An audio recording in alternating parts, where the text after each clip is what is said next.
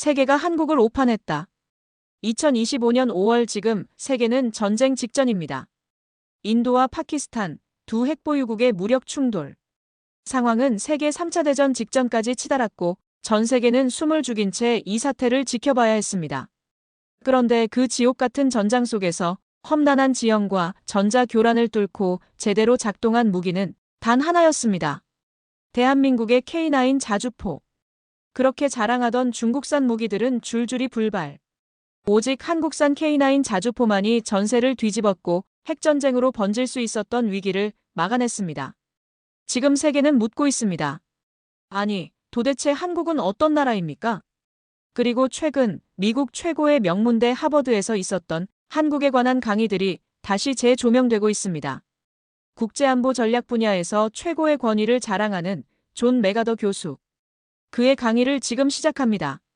그 전에 잠깐 1초 만에 누를 수 있는 좋아요 버튼을 꾹 눌러주시면 영상 제작에 아주 큰 힘이 됩니다. 그럼 바로 시작하겠습니다. 미국 하버드 안보전략학 강의실. 교수님, 솔직히 한국이 무슨 전략적 가치가 있는지 모르겠습니다. 한국은 미국이 없으면 끝 아닙니까? 순간 강의실에는 무거운 침묵이 감돌았습니다. 일본 유학생 스즈키는 비웃듯 코웃음을 치며 이어 말했습니다. 말도 안 됩니다, 교수님. 한국이 그렇게 강하다면 지금까지 왜 숨겨왔을까요? 그러자 메가더 교수는 의미심장한 표정으로 그를 날카롭게 쳐다보며 말했습니다. 스즈키, 웃지 마. 네 나라가 제일 먼저 당할 수도 있으니까. 하버드 안보전략학과 강의실에는 특유의 긴장감이 감돌았습니다. 수십 명의 학생들이 존 메가더 교수의 강의를 기다리고 있었죠. 교수가 강의실에 들어서자 학생들의 웅성거림이 일순간 사라졌습니다. 오늘은 동아시아 안보 지형에 대해 논의할 겁니다. 특히 한반도와 주변국 관계에 집중하죠. 메가더 교수가 말을 이어가려는 순간 앞줄에 앉아있던 일본 유학생 스즈키 켄타로가 손을 들었습니다. 교수님, 솔직히 한국이 무슨 전략적 가치가 있는지 모르겠습니다. 한국은 미국이 없으면 끝이잖아요. 강의실이 순간 얼어붙었습니다. 마이클 제퍼슨이 고개를 절레절레 저었고 한국계 미국인 엘리자리는 얼굴이 붉어졌습니다. 그러나 메가더 교수는 아무 말도 하지 않고 천천히 칠판으로 걸어갔습니다. 교수님, 제 말이 틀렸나요? 스즈키가 물었습니다. 메가더 교수는 여전히 침묵한 채 칠판에 두 단어를 크게 써내려갔습니다. 스트래티직 미스캘큘레이션, 전략적 오판. 여러분, 오늘 예정된 강의는 잠시 미루겠습니다. 대신 국제안보 커뮤니티가 수십 년간 저질러온 가장 큰 실수에 대해 이야기해보려 합니다. 그의 목소리는 차분했지만 강의실 전체를 지배했습니다. 스즈키 군, 당신의 발언은 우연히도 오늘 내가 다루려는 주제와 딱 맞아떨어지는군요. 교수는 노트북을 열고 프로젝터에 화면을 띄웠습니다. 학생들은 긴장된 표정으로 그를 주시했습니다. 이 강의는 오늘부로 내용이 바뀝니다. 제목은 세계는 한국을 오판했다. 강대국들이 뒤늦게 깨달은 전략적 재앙입니다. 엘리자가 곧바로 반응했습니다. 교수님, 무슨 뜻이신가요? 교수는 잠시 침묵했습니다. 그리고 천천히 고개를 들어 학생들을 바라보았습니다.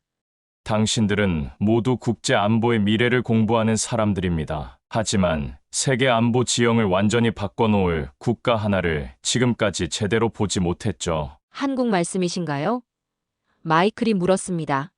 정확합니다. 오늘 여러분에게 공개할 정보들은 일반에 잘 알려지지 않은 내용들입니다. 만약 지금 이 자리에 앉아있는 여러분이 언젠가 세상을 움직일 인물이라면 반드시 기억해 두십시오. 여러분은 오늘 한 국가의 숨겨진 실체를 처음으로 마주하게 될 겁니다. 학생들은 긴장감 속에서 조용히 고개를 끄덕였습니다. 스즈키의 얼굴에는 여전히 의심의 기색이 역력했습니다.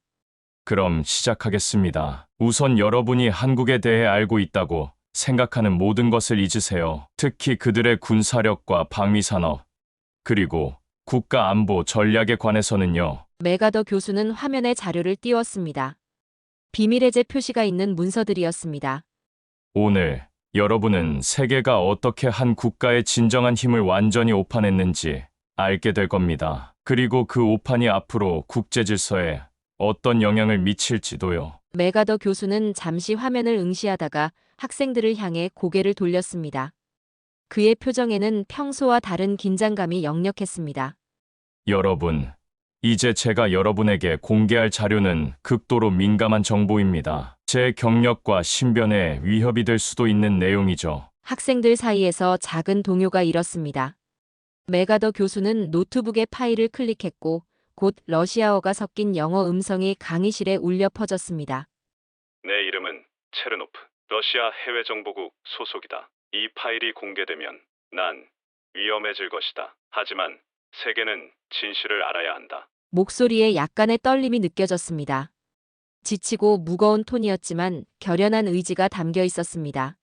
한국은 우리가 알고 있던 그 한국이 아니다. 그들의 군사 능력에 대한 모든 평가는 완전히 잘못되었다. 한국은 필요하다면 7일 이내에 핵무기를 만들 수 있다. 우리는 완전히 잘못 보고 있었다. 스즈키는 비웃듯 코웃음을 쳤습니다.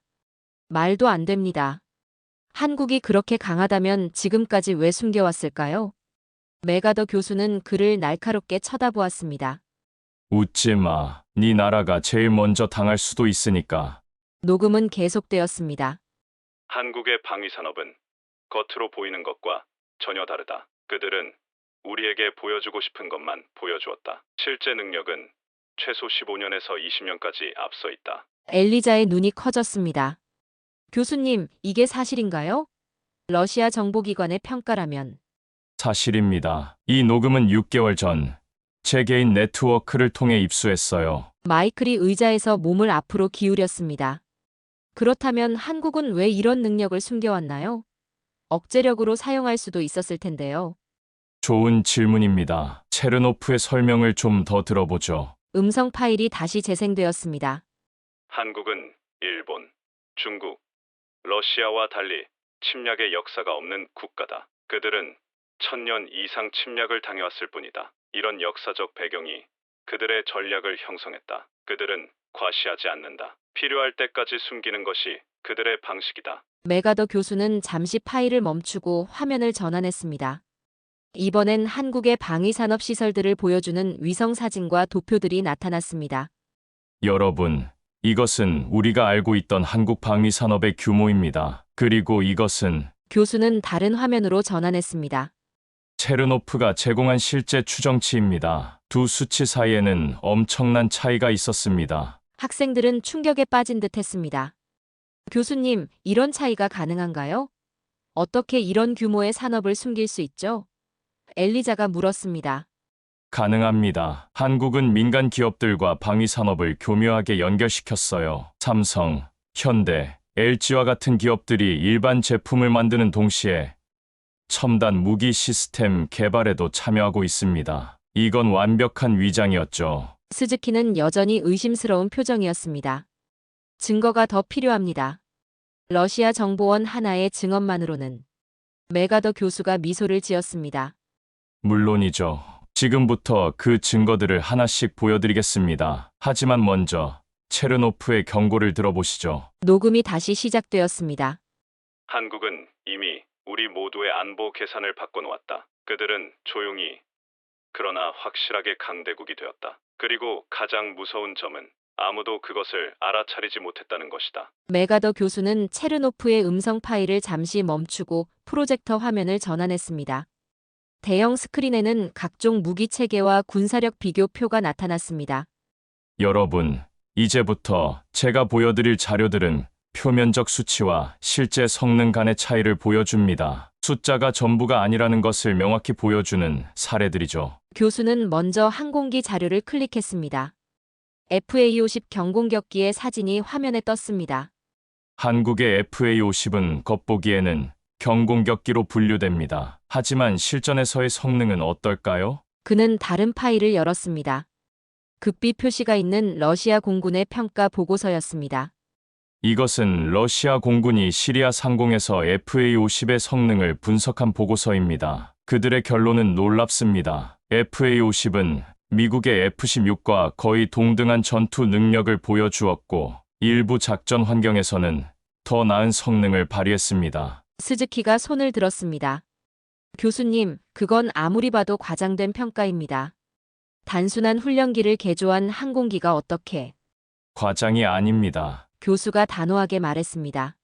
시스템 통합과 전자전 능력에서 FA50은 예상을 훨씬 뛰어넘었어요. 가격은 F16의 절반 수준이지만 성능은 80%에 달합니다. 이건 비용 대비 효율성의 극대화죠. 다음은 K9 자주포 영상이었습니다.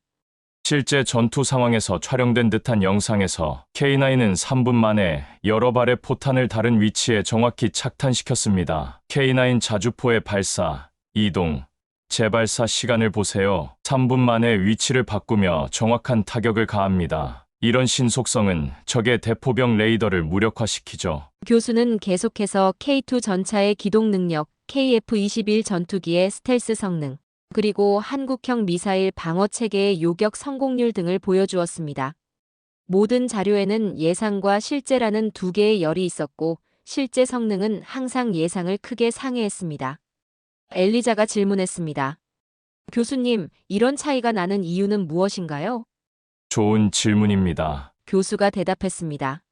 한국은 의도적으로 자신들의 무기 체계 성능을 축소해서 발표했어요. 수출용 모델의 성능은 국내용보다 30에서 40% 정도 낮추어 제공했고, 그마저도 필요한 최소한의 정보만 공개했죠. 마이클이 끼어들었습니다.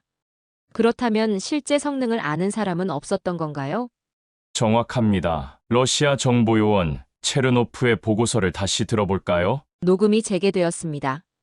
이건 중간 국가의 수치인데 실제론 최상위 전투력입니다. 한국은 뭔가 숨기고 있는 나라입니다. 그들은 자신들의 능력을 의도적으로 과소평가하도록 유도했습니다. 그리고 우리 모두가 그 함정에 빠졌죠. 메가더 교수는 화면을 다시 전환했습니다. 이번에는 한국의 국방 예산 분석 자료였습니다. 보세요. 공식적으로 한국의 국방비는 GDP의 2.7% 정도입니다. 하지만 이 수치에는 민간 기업의 R&D 중 군사적으로 활용 가능한 부분, 예비군, 체계 유지 비용, 그리고 국가 인프라의 군사적 활용 가치가 포함되어 있지 않습니다. 실질적인 군사력 창출 능력은 GDP의 약 4.5%에 해당하죠. 스즈키는 여전히 의심스러운 눈빛이었습니다. 그렇다 해도 중국이나 미국과는 비교할 수 없지 않습니까? 메가더 교수가 고개를 끄덕였습니다.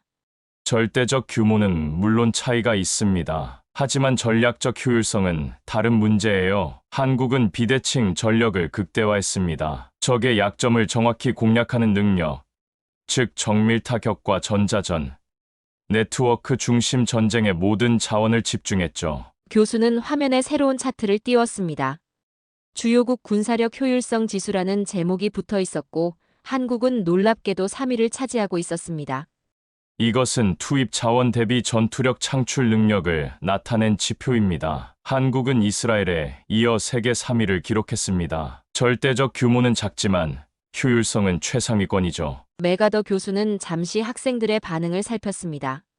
대부분 충격을 받은 듯했고 스즈키조차 생각에 잠긴 표정이었습니다. 여러분, 국제 안보를 연구할 때 가장 위험한 것이 바로 숫자만 보는 것입니다. 숫자 너머의 실체를 보는 눈을 길러야 합니다. 한국은 그 완벽한 사례죠. 메가더 교수는 노트북에서 새로운 파일을 열었습니다. 이번에는 극비 표시가 더 굵게 찍혀 있었습니다. 그의 표정이 한층 더 진지해졌습니다. 이제부터 공개할 내용은 한국의 현대전 능력에 관한 것입니다. 특히 AI 기반 전장 관리 시스템, 드론 네트워크, 그리고 특수부대의 실전 능력에 관한 자료죠. 교수는 먼저 복잡한 네트워크 구조를 보여주는 도표를 화면에 띄웠습니다. 중앙에는 킹스파이더라는 코드명이 보였습니다.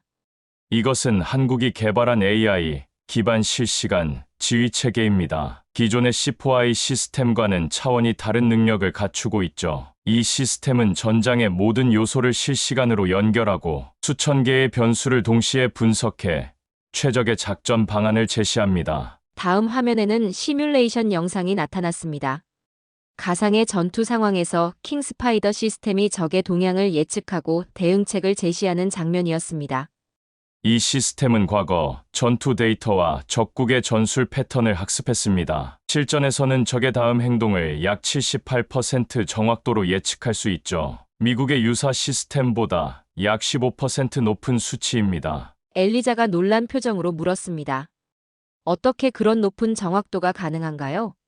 한국의 특수한 상황 때문입니다. 그들은 70년 이상 북한과 대치하며 방대한 정보를 수집했죠. 또한 민간 AI 기술을 군사 영역에 신속하게 적용했고요. 삼성과 네이버 같은 기업들의 AI 연구 성과가 군사 분야로 빠르게 전환되었습니다. 다음으로 교수는 드론 편대에 관한 영상을 보여주었습니다. 수백 대의 소형 드론이 마치 한 생명체처럼 움직이며 목표물을 공격하는 장면이었습니다. 이것은 한국의 벌떼 드론 체계입니다. 개별 드론은 저가이지만 네트워크로 연결되면 어떤 방공망도 포화시킬 수 있습니다. 각 드론은 다른 드론이 파괴되면 자동으로 임무를 인계받아 수행하죠. 스즈키가 의아한 표정으로 물었습니다. 그런 기술은 중국도 가지고 있지 않나요? 유사한 기술은 있지만 한국의 시스템은 완전 자율적입니다. 통신이 차단되어도 임무를 수행할 수 있죠. 또한 각 드론의 인공지능은 전투 상황에서 학습하며 적응합니다. 이건 중국이나 러시아의 시스템과는 근본적인 차이가 있습니다. 교수는 야간 작전 영상을 재생했습니다. 특수부 대원들이 완전한 어둠 속에서도 유령처럼 움직이며 목표물을 제압하는 장면이었습니다. 이것은 한국 특전사의 실전 훈련 영상입니다. 미 해군 SEAL보다 빠르고 정확했습니다. 그들의 움직임은 마치 어둠과 하나가 된 듯했죠. 영상에서는 특수부 대원들이 첨단 장비를 활용해 건물에 침투하고 목표물을 정확히 식별해 제압하는 모습이 담겨 있었습니다. 모든 동작이 완벽하게 조율되어 있었습니다. 교수는 영상을 멈추고 학생들을 바라보았습니다. 이제 질문하겠습니다. 이게 방어용 시스템처럼 보이나요? 교실은 침묵에 빠졌습니다. 마이클이 천천히 고개를 저었습니다. 아닙니다. 분명 공격 능력을 위한 시스템들입니다. 정확합니다. 교수가 대답했습니다. 한국은 단순한 방어를 넘어 적극적 억제 전략으로 전환했습니다. 공격당하면 몇 배의 응징을 가할 수 있는 능력을 갖추는 것이죠. 다시 체르노프의 녹음이 재생되었습니다. 그들의 특수부대와 첨단 장비는 우리의 예상을 완전히 뛰어넘었다. 우리는 한국인들이 이런 수준의 첨단 작전을 수행할 수 있을까? 라고 의심했다. 그것이 우리의 가장 큰 실수였다. 메가더 교수는 잠시 숨을 고르더니 이어서 말했습니다. 한국은 수십 년간 북한의 비대칭 위협에 대응하기 위해 자신만의 비대칭 전력을 키워왔습니다. 그들은 강한 적을 어떻게 무력화할 것인가에 모든 전략적 사고를 집중했고 그 결과 세계 최고 수준의 특수전 능력과 사이버전 능력을 갖추게 되었죠. 스즈키는 여전히 의심스러운 표정이었지만 이전보다는 진지하게 듣고 있었습니다. 교수님, 한국이 이런 능력을 가졌다면 왜 지금까지 공개적으로 과시하지 않았을까요? 메가더 교수는 미소를 지었습니다. 전략적 모호성이라는 개념을 들어봤나요? 한국은 자신의 진짜 능력을 드러내지 않음으로써 전략적 유연성을 확보했습니다. 적들이 한국의 실제 능력을 모르게 하는 것. 그것이 가장 큰 전략적 이점이었죠. 메가더 교수는 잠시 물을 마시고 다음 화면으로 넘어갔습니다. 이번엔 비핵 억제력이라는 제목의 슬라이드였습니다. 이제 가장 중요한 부분으로 넘어가겠습니다. 한국이 어떻게 핵무기 없이도 핵 보유국들에 대한 억제력을 확보했는지에 관한 내용입니다. 교수는 화면에 한국의 미사일 능력 도표를 띄웠습니다. 현무 2, 현무 3, 현무 4로 이어지는 미사일 발전사와 함께 사거리와 정확도가 표시되어 있었습니다. 한국은 미사일 개발에 집중적인 투자를 해왔습니다. 특히 주목할 부분은 정확도입니다. 현무사 미사일의 원형 오차는 겨우 1에서 2m에 불과합니다. 이는 핵탄두 없이도 적의 지휘부나 중요 시설을 정확히 타격할 수 있다는 의미죠. 다음 슬라이드에는 SLBM 잠수 한발 사탄도 미사일의 사진이 있었습니다. 이것은 한국이 개발한 SLBM입니다. 도산한 창호급 잠수함에서 발사 가능하며 사거리는 약 2000km로 추정됩니다. 핵탄두를 장착하지 않았지만 초정밀 타격 능력으로 적의 핵시설이나 지휘부를 무력화할 수 있습니다. 엘리자가 손을 들었습니다. 교수님, 그래도 핵무기의 파괴력과는 비교할 수 없지 않나요? 좋은 질문입니다. 교수가 대답했습니다. 물론 단일 타격의 파괴력은 핵무기에 미치지 못합니다. 하지만 한국의 전략은 다릅니다. 그들은 다중 정밀 타격이라는 개념을 발전시켰습니다. 수백 개의 미사일로 적의 핵 사용 능력을 무력화하는 거죠. 다음 화면에는 극초음속 미사일에 관한 자료가 나타났습니다. 마하 5 이상의 속도로 비행하는 미사일의 궤적이 표시되어 있었습니다. 한국은 러시아나 중국보다 늦게 극초음속 미사일 개발을 시작했지만 놀라운 속도로 따라잡았습니다. 현재 개발 중인 현무호는 마하 8의 속도로 비행할 수 있으며 어떤 미사일 방어 시스템도 요격할 수 없습니다. 마이클이 끼어들었습니다. 하지만 교수님, 결국 핵무기가 없다면 억제력에 한계가 있지 않을까요? 핵보유국이 핵으로 위협한다면. 바로 그 질문을 기다리고 있었습니다. 교수가 미소를 지으며 대답했습니다. 한국의 전략은 핵 없는 핵 억제 전략입니다. 적이 핵을 사용하면 한국은 첨단 재래식 무기로 적의 지휘부와 권력 중심부를 완전히 제거할 능력을 갖추고 있습니다. 이건 핵 억제와는 다른 형태의 억제력이지만 효과는 유사합니다. 교수는 다음 슬라이드로 넘어갔습니다. 전략적 마비 작전 개념도였습니다. 한국은 적국의 지휘 통제 시스템, 전력망, 통신망을 동시에 마비시키는 능력을 갖추고 있습니다. 이 능력은 사이버 공격, 전자전, 정밀 타격의 조합으로 이루어집니다. 적국의 핵 지휘 체계를 무력화하는 거죠. 스즈키가 반박했습니다. 그래도 핵 없이는 강대국을 억제할 수 없습니다. 결국 한국은 미국의 해구산에 의존하고 있잖아요. 메가더 교수가 고개를 저었습니다. 오히려 더 위험합니다. 핵 없는 핵보유국이란 말이 뭔지 압니까? 한국은 7일 이내에 핵무기를 만들 수 있는 능력을 갖추고 있습니다. 플루토늄 재처리 기술, 고농축 우라늄 기술, 미사일 기술 모두 확보했죠. 다만 실제로 만들지 않을 뿐입니다. 체르노프의 녹음이 다시 재생되었습니다. 한국은 언제든 핵무기를 만들 수 있지만 그들은 더 현명한 선택을 했다. 그들은 공격하지 않고도 상대를 무릎 꿇리는 전략을 선택했다. 이것이 우리가 범한 가장 큰 오판이다. 우리는 핵무기가 없는 국가를 과소평가했다. 메가더 교수는 화면을 끄고 교실에 불을 켰습니다. 학생들의 얼굴에는 충격과 경외감이 뒤섞여 있었습니다. 여러분, 한국의 접근법은 국제 안보 이론을 다시 쓰게 만듭니다. 그들은 핵무기라는 극단적 수단 없이도 강대국들과 전략적 균형을 이룰 수 있다는 것을 증명했습니다. 그렇다면 한국은 왜 이런 능력을 공개적으로 과시하지 않나요? 엘리자가 물었습니다. 전략적 모호성이라는 개념을 다시 생각해 보세요. 당신이 가진 카드를 모두 보여주면 협상력이 떨어집니다. 한국은 자신의 진짜 능력을 숨김으로써 더 큰 전략적 유연성을 확보했습니다. 마이클이 고개를 끄덕였습니다. 마치 포커 게임에서 자신의 패를 드러내지 않는 것과 같군요. 정확합니다. 이제 체르노프의 가장 중요한 평가를 들어보겠습니다. 녹음이 재생되었습니다.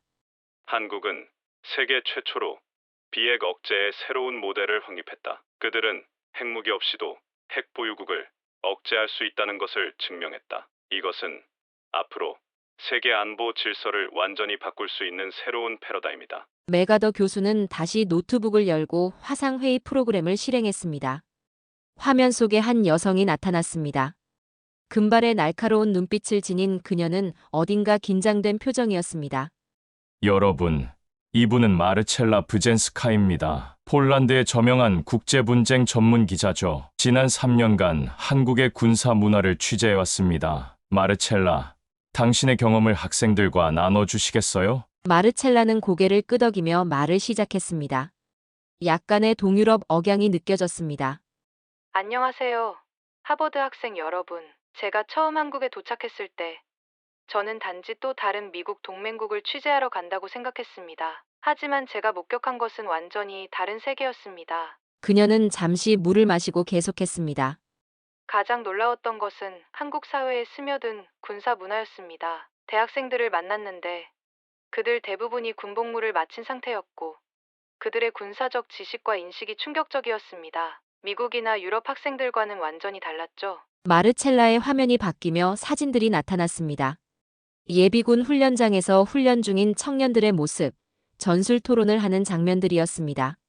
한국 남성들은 대학에 다니면서도 매년 예비군 훈련을 받습니다. 예전에는 일부 학교에서 캠퍼스 내 훈련이 있었지만 지금은 대부분 외부 훈련장으로 이동하더군요. 하지만 중요한 건 그들의 태도였습니다. 훈련장에서 봤던 대학생들의 총기 다루는 솜씨, 전술적 이해도는 놀라웠습니다. 다음 사진에는 일반 시민들이 참여하는 민방위 훈련 장면이 담겨 있었습니다. 서울 사람들은 전쟁을 두려워하지 않더군요. 그냥 일상처럼 대비하고 있었어요. 매달 민방위 훈련이 있고 대피소는 지하철역마다 있습니다. 폴란드인으로서 저는 러시아의 위협을 알고 있지만 한국 사람들의 준비 태세는 완전히 다른 차원이었습니다. 마르첼라는 잠시 말을 멈추고 심호흡을 했습니다. 가장 충격적이었던 건 한국 사회의 이중성이었습니다. 겉으로는 K-팝, 화장품, 드라마의 나라지만 그 아래에는 강철 같은 군사 문화가 있었습니다. 서울 시내에서 불과 50km 떨어진 곳에 적이 있는데도 사람들은 평화롭게 살아가고 있었습니다. 이런 상황에 적응한다는 것이 어떤 의미인지 여러분은 상상할 수 있나요? 스즈키가 질문했습니다. 그래서 바르샤바가 서울화되고 있다는 말은 무슨 뜻인가요? 좋은 질문입니다. 마르첼라가 대답했습니다. 우크라이나 전쟁 이후 폴란드는 한국의 모델을 따르기 시작했습니다. 민간인 사격 훈련, 학교에서의 생존 교육, 전 국민 비상대응 시스템까지요. 우리는 한국의 방식을 배우고 있습니다. 총 쏠 줄 아는 성인이 편의점보다 많다는 게 말이 됩니까? 한국에서는 그렇습니다. 마이클이 손을 들었습니다. 한국인들의 정신적 회복력이 특별한 건가요? 마르첼라는 고개를 끄덕였습니다. 그들은 끊임없는 위기 속에서도 번영하는 법을 배웠습니다. 한국의 대학생들은 취업을 준비하면서도 전쟁을 준비합니다. 연애를 하면서도 생존 기술을 익힙니다. 이건 단순한 군사 훈련이 아니라 문화적 현상입니다. 마르첼라는 다음 사진을 보여주었습니다. 한국의 지하 군사시설과 벙커 시스템이었습니다. 이건 제가 특별 허가를 받고 촬영한 사진입니다. 한국 전역에는 이런 시설들이 있습니다. 전시에 정부와 군이 계속 기능할 수 있도록 설계되어 있죠. 그들은 최악의 상황에 대비하되 일상은 평화롭게 유지합니다. 이것이 제가 본 한국의 진짜 모습입니다. 메가더 교수가 질문했습니다. 마르첼라, 당신이 한국에서 가장 놀랐던 점은 무엇인가요? 마르첼라는 잠시 생각하더니 대답했습니다. 그들의 결의입니다. 한국인들은 다시는 1950년처럼 되지 않겠다는 결의를 가지고 있었습니다. 어느 노인분이 제게 말씀하셨죠. 우리는 한 번 나라를 잃어봤다. 다시는 그런 일이 없을 것이다. 이 단순한 문장에 그들의 모든 국가 전략이 담겨 있었습니다. 그녀는 마지막 사진을 보여주었습니다. 한국의 젊은이들이 웃으며 카페에 앉아 있는 모습이었습니다. 이 학생들 모두 군사 훈련을 받았고 총을 쏠 줄 알며 생존 기술을 갖추고 있습니다. 하지만 그들은 평범한 일상을 살아갑니다. 이것이 한국의 진정한 힘입니다. 전쟁의 그림자 속에서도 미래를 향해 나아가는 능력이죠. 메가더 교수는 마르첼라에게 감사를 표하고 화상회의를 종료했습니다. 교실은 깊은 침묵에 빠졌습니다. 여러분, 교수가 천천히 말을 이어갔습니다. 마르첼라가 설명한 것이 바로 한국의 군사력 이면에 있는 진짜 힘입니다. 기술이나 장비가 아닌 문화와 정신입니다. 전쟁 준비가 일상에 녹아든 사회. 그것이 한국의 가장 무서운 전략적 자산이죠. 스즈키의 얼굴에는 이제 의심보다 생각에 잠긴 표정이 역력했습니다. 엘리자는 자부심 가득한 표정으로 고개를 끄덕였고 마이클은 필기를 멈추고 깊은 생각에 빠져 있었습니다. 메가더 교수는 마르첼라와의 화상통화가 끝난 후 교실의 적막감을 느꼈습니다. 그는 천천히 강단을 가로질러 걸으며 다시 노트북으로 돌아갔습니다. 여러분, 지금까지 우리는 한국의 군사력과 사회적 준비 태세에 대해 살펴봤습니다. 하지만 이제 가장 중요한 부분으로 넘어가려 합니다. 왜 이 모든 정보가 지금까지 제대로 평가되지 않았는지에 관한 내용입니다. 교수는 화면에 러시아 정보기관 내부 평가 문서라는 제목의 파일을 열었습니다. 비밀 해제 도장이 찍혀 있었지만 일부는 여전히 검게 칠해져 있었습니다. 이것은 체르노프이 유출한 또 다른 문서입니다. 러시아 정보기관이 한국에 대한 자신들의 오판을 분석한 내부 보고서죠. 문서의 첫 페이지에는 굵은 글씨로 적힌 문구가 눈에 띄었습니다. 재평가 필요 한국은 협력국이 아닌 전략적 위협. 여러분, 이 문서의 핵심은 간단합니다. 러시아와 중국을 비롯한 여러 강대국들이 한국을 미국의 하위 동맹국으로만 봤다는 것입니다. 그들은 한국이 독자적인 전략적 행위자라는 사실을 완전히 간과했죠. 엘리자가 손을 들었습니다. 교수님, 그렇다면 이 오판이 언제부터 시작된 건가요? 6.25 전쟁 이후부터입니다. 당시 한국은 완전히 파괴된 나라였고 미국의 원조에 의존했죠. 이런 이미지가 국제사회에 각인되었습니다. 그리고 한국이 빠르게 성장했음에도 불구하고 그 이미지는 쉽게 바뀌지 않았어요. 교수는 다음 슬라이드로 넘어갔습니다. 빙산 이론이라고 적힌 도표였습니다. 이 도표는 러시아 분석가들이 만든 것입니다. 그들의 결론은 충격적이었습니다. 우리가 본 건 빙산의 일각이었다는 거죠. 도표는 물 위의 작은 부분만 드러난 거대한 빙산을 보여주고 있었습니다. 수면 위의 부분에는 공개된 한국의 능력이라고 적혀 있었고, 수면 아래 훨씬 큰 부분에는 실제 능력이라고 쓰여 있었습니다. 러시아 정보기관의 추정에 따르면 한국의 실제 군사적 능력은 공개된 것보다 약 3배 정도 더 크다고 합니다. 특히 사이버전, 전자전, 우주 기술 분야에서요. 마이클이 질문했습니다. 교수님, 그렇다면 한국은 언제부터 이런 전략을 취했나요? 1990년대 후반부터입니다. 그들은 아시아 금융위기를 겪으며 중요한 교훈을 얻었죠. 외부의 도움에만 의존해서는 안 된다는 것을. 그 이후 한국은 조용히 자립형 방위 체계를 구축하기 시작했습니다. 교수는 체르노프의 마지막 음성 파일을 재생했습니다. 우리의 가장 큰 실수는 한국을 단지 미국의 동맹국으로만 본 것이다. 그들은 우리가 생각했던 것보다 훨씬 더 독립적이고 강력했다. 이제 한국은 미국이 아시아에서 철수하더라도 자신을 지킬 수 있는 나라가 되었다. 아마도 이것이 그들의 계획이었을 것이다. 메가더 교수는 음성 파일을 끄고 학생들을 바라보았습니다. 여러분, 우리가 지금까지 한국을 동맹국으로만 봤다는 게 바로 전략적 오판입니다. 한국은 더 이상 보호받아야 할 나라가 아닙니다. 그들은 독자적인 전략적 중심축이 되었어요. 교수는 천천히 칠판으로 걸어가 처음에 썼던 스트래티직 미스캘큘레이션 옆에 스트래티직 비스트라고 추가로 적었습니다. 전략적 오판에서 전략적 야수로 한국은 이제 새로운 범주의 국가가 되었습니다. 핵 없이도 강대국들과 대등하게 경쟁할 수 있는 국가. 겉으로 드러난 모습보다 훨씬 더 강력한 국가죠. 스즈키는 더 이상 비웃지 않았습니다. 그의 표정은 진지했고 무언가 깊은 생각에 잠긴 듯 했습니다. 이것은 국제 안보의 패러다임을 바꾸는 일입니다. 교수가 계속했습니다. 앞으로 우리는 모든 중견국들을 다시 평가해야 할지도 모릅니다. 겉으로 보이는 것만으로 판단하지 말고 그 이면의 전략적 의도와 실질적 능력을 파악해야 합니다. 엘리자가 고개를 끄덕였습니다. 한국이 미국이 없으면 끝이라는 초기 발언이 얼마나 잘못되었는지 이제 이해됩니다. 메가더 교수는 미소를 지었습니다. 정확합니다. 오히려 한국은 미국이 아시아에서 철수하더라도 자신을 지킬 수 있는 몇 안 되는 동맹국 중 하나가 되었습니다. 그들은 외부의 도움 없이도 생존할 수 있는 전략과 능력을 갖추었죠. 교수는 슬라이드를 띄웠습니다. 그것은 최근 작성된 듯한 국제안보평가 보고서였습니다. 이것은 지난달 작성된 보고서입니다. 여기서 한국은 더 이상 지역 강국이 아닌 전략적 균형자로 분류되었습니다. 이는 한국이 이제 지역 안보, 구도에서 독자적인 영향력을 행사할 수 있다는 인정이죠. 메가더 교수는 깊은 숨을 내쉬었습니다. 여러분, 우리는 지금 국제 안보의 패러다임이 바뀌는 순간을 목격하고 있습니다. 한국의 사례는 앞으로 많은 중견국들에게 모델이 될 것입니다. 핵무기 없이도 강대국에 맞설 수 있다는 새로운 패러다임의 시작이죠. 메가더 교수는 노트북을 닫고 다시 학생들을 바라보았습니다.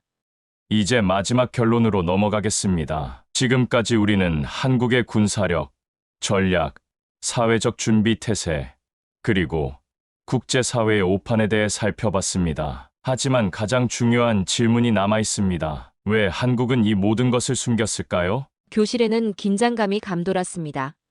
학생들은 모두 교수의 말에 집중했습니다. 일반적으로 국가들은 자신의 군사력을 과시하기 마련입니다. 군사 퍼레이드를 열고 미사일 발사 장면을 공개하고 첨단 무기를 자랑하죠. 북한, 러시아, 중국 모두 그렇게 합니다. 하지만 한국은 다른 길을 택했습니다. 메가더 교수는 잠시 생각에 잠긴 듯 침묵했습니다.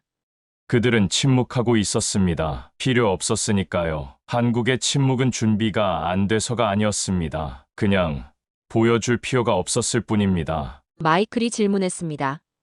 교수님, 그럼 한국의 전략은 의도적인 속임수였나요? 속임수라기보다는 전략적 모호성이라고 하는 게 더 정확할 겁니다. 교수가 대답했습니다. 적이 여러분의 능력을 모를 때 여러분은 전략적 우위를 점할 수 있습니다. 적은 여러분의 대응을 예측할 수 없게 되죠. 엘리자가 끼어들었습니다. 그렇다면 한국의 침묵은 약함의 표현이 아니라 강함의 표현이었군요. 정확합니다. 교수가 고개를 끄덕였습니다. 진정한 강자는 자신의 힘을 과시할 필요가 없습니다. 한국 사람들은 말이 적은 사람일수록 행동은 강하다라는 철학을 가지고 있습니다. 그들은 말보다 행동으로 증명하는 전략을 택했죠. 교수는 천천히 강단을 가로질러 걸으며 계속 말을 이어갔습니다. 여러분, 국제 관계에서 가장 위험한 국가는 무엇일까요? 핵을 가진 국가, 대규모 군대를 가진 국가? 아니요. 가장 위험한 국가는 우리가 제대로 평가하지 못한 국가입니다. 한국은 수십 년간 자신의 진정한 능력을 숨겨왔고, 그 결과 세계는 그들을 과소평가했습니다. 스즈키가 마침내 입을 열었습니다. 교수님, 그렇다면 일본도 한국을 오판했다는 말씀이신가요? 메가더 교수는 스즈키를 바라보며 천천히 고개를 끄덕였습니다. 네, 일본도 마찬가지입니다. 사실, 일본은 한국을 가장 심각하게 오판한 국가 중 하나죠. 역사적인 우월감이 객관적인 평가를 방해했습니다. 하지만 최근 일본 내부에서도 이런 인식이 바뀌고 있어요. 이번 학기에 읽었던 도쿄대학의 논문을 기억하나요? 잠자는 호랑이 일본의 전략적 오산과 한국의 부상이라는 제목의 논문이요. 스즈키는 조용히 고개를 끄덕였습니다. 그의 표정은 진지했고 초기의 오만한 태도는 완전히 사라졌습니다. 교수는 다시 전체 학생들을 향해 말했습니다. 여러분, 이것이 바로 국제안보 연구의 핵심입니다. 우리는 항상 표면 아래에 있는 것을 봐야 합니다. 공식 발표, 퍼레이드, 무기 전시회는 종종 실제 능력을 반영하지 않습니다. 진정한 강자는 침묵 속에서 준비합니다. 메가더 교수는 다시 슬라이드를 띄웠습니다. 그것은 한국의 전략에 관한 분석이었습니다. 한국인들에게는 숨은 고수라는 개념이 있습니다. 겉으로는 드러내지 않지만 실력이 뛰어난 사람을 의미하죠. 한국은 이 철학을 국가 전략으로 삼았습니다. 그들은 묵묵히 정진하며 자신들의 힘을 소리 없이 그러나 깊고 확실하게 키워왔습니다. 교실에는 깊은 침묵이 흘렀습니다. 스즈키도 고개를 숙였습니다. 강의실 전체가 정적에 잠겼습니다. 이것으로 오늘 강의를 마치겠습니다. 다음 주에는 원래 계획된 강의로 돌아가겠습니다. 하지만 여러분, 오늘 배운 교훈을 잊지 마세요. 국제안보에서 가장 위험한 실수는 다른 나라를 과소평가하는 것입니다. 특히 조용히 준비해온 나라를요. 메가더 교수는 마지막으로 칠판에 쓰인 단어들을 가리켰습니다. 스트래티직 미스캘큘레이션과 스트래티직 비스트. 세계는 한국을 오판했습니다. 그리고 그 오판의 대가는 앞으로 수십 년간 국제 질서에 영향을 미칠 것입니다. 전략적 야수가 잠에서 깨어났고 더 이상 누구도 한국을 예전처럼 볼 수 없을 것입니다. 교수가 강의실을 나가려 할 때 엘리자가 마지막 질문을 던졌습니다. 교수님, 한국의 다음 단계는 무엇일까요? 메가더 교수는 문 앞에 서서 잠시 생각하더니 대답했습니다. 그것이 바로 가장 흥미로운 질문입니다. 한국은 자신의 능력을 드러내기 시작했습니다. 이제 그들은 국제 무대에서 더 큰 역할을 맡으려 할 것입니다. 하지만 그들의 전략은 여전히 침묵 속에 있습니다. 한 가지 확실한 것은 세계는 이제 한국을 주시하기 시작했다는 점입니다. 그리고 한국은 그 시선을 충분히 의식하고 있죠. 교수는 마지막으로 미소를 지으며 강의실을 떠났습니다. 중국 탈탈 털어버린 대한민국. 여기는 UN 글로벌 이니셔티브 포럼. 한국. 아, 그 작은 나라 말이죠. MIT 출신 중국 장웨이 교수가 무심한 듯 그러나 분명한 의도를 담아 한국을 언급했습니다. 그날 한국은 발표자 명단에 없었습니다. 그저 조용히 회의장 뒤쪽에 앉아 있었을 뿐이었죠. 포럼 마감까지 남은 시간 단 5분. 그때였습니다. 한 미국인 교수가 손을 들었습니다. 장회의 교수님, 반박을 좀 해도 되겠습니까? 시간이 5분 남았네요. 5분 드리죠, 리처드 교수. 그러자 리처드 교수는 조용히 웃으며 날카로운 목소리로 단호하게 말했습니다. 3분이면 충분합니다, 장회의 교수님. 중국 탈탈 털어버린 대한민국. 지금 시작합니다. 그 전에 잠깐 1초 만에 누를 수 있는 좋아요 버튼을 꾹 눌러주시면 영상 제작에 아주 큰 힘이 됩니다. 그럼 바로 시작하겠습니다. 한국? 아, 그 작은 나라 말이죠? 장회의 교수가 비웃듯 말하는 순간 저는 노트북을 열었습니다. 5분. 그에게 남은 자존심의 시간이었죠. 저는 켈빈 리처드입니다. MIT 국제정책연구소 교수죠. 그날 UN 글로벌 이니셔티브 포럼에서 저는 폭탄을 품고 앉아 있었습니다. 데이터라는 이름의 폭탄을요. 여러분, 제가 보여드릴 것은 숫자가 아닙니다. 미래입니다. 장회의 교수의 목소리가 회의장을 울렸습니다. 빨간 넥타이가 목을 조이듯 팽팽했고 턱은 하늘을 향했죠. 마치 이미 세계를 정복한 황제처럼요. 앞으로 10년, 아니 5년 안에 세계는 중국을 따라오게 될 것입니다. 순간 제 옆자리 독일 교수가 숨을 들이쉬었습니다. 프랑스 대표는 펜을 꺼냈고 일본 학생들은 서로 눈을 마주쳤죠. 모두가 압도당하는 순간이었습니다. 모두가요. 저를 제외하고는. 화면에 중국의 5G 기지국 숫자가 떴습니다. 100만 개. 미국의 10배라고 장애인은 자랑했죠. AI 투자액은 더 대단했습니다. 150조 위안. 달러로 환산하니 머리가 어지러울 정도였어요. 보십시오. 이 압도적인 숫자들을. 레이저 포인터가 춤을 췄습니다. 고속철도 38,000km, 전기차 생산량 세계 1위, 모바일 결제 사용자 10억 명. 제 앞줄에서 일본 학생 유키가 속삭였습니다. 와, 진짜 대단하긴 하네. 근데 한국은 왜 발표자가 없지? 친구가 답했죠. 몰라. 무시당한 건가? 바로 그때였습니다. 장회의 교수가 치명적인 실수를 했죠. 물론 일부 소국들이 반도체나 배터리로 주목받고 있습니다만. 슬라이드가 바뀌었습니다. 한국 국기 옆에 KOREA라는 글자. 그리고 빨간 X 표시. 과장된 미디어 플레이일 뿐입니다. 시스템의 차이를 아셔야 합니다. 규모가 다르죠. 제 손이 마우스로 향했습니다. 심장이 빨라졌죠. 좋아, 내가 먼저 건드렸어. 마지막 슬라이드가 떴습니다. 화면 가득 붉은 글씨. 세계의 기준, 차이나. 박수 소리가 터져나왔습니다. 중국 대표단이 일제히 일어섰죠. 하지만 전 가만히 앉아 있었습니다. 아니, 정확히는 미소를 짓고 있었죠. 장회의 교수, 당신은 방금 스스로 무덤을 팠어요. 제 노트북 화면에는 이미 준비된 슬라이드가 떠 있었습니다. 첫 장의 제목은 이거였죠. 진짜 기준은 숫자가 아니라 삶의 질입니다.